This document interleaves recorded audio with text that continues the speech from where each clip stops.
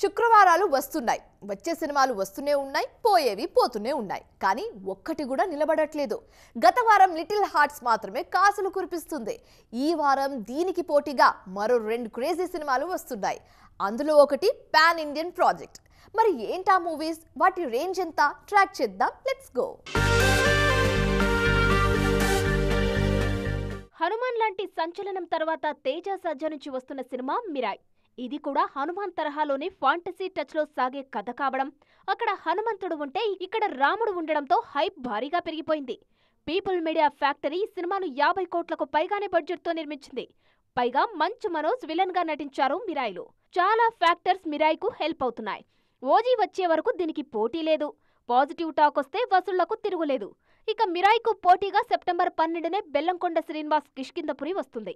Horror thriller గా వస్తున్న ఈ సినిమాపై భారీ ఆశలే పెట్టుకున్నారు బెల్లంకొండ. ప్రీమియర్స్ కు రెస్పాన్స్ బానే రావడంతో కాన్ఫిడెంట్ గా ఉన్నారు మేకర్స్. రాక్షసుడు లాంటి హిట్ తర్వాత బెల్లంకొండ, అనుపమ పరమేశ్వరన్ నటించిన సినిమా కిష్కింధపురి.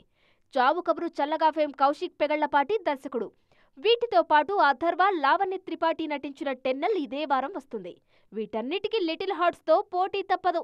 ఈ చిన్న సినిమాకు పెద్ద వసూళ్లే వస్తున్నాయి గత వారం రోజులుగా.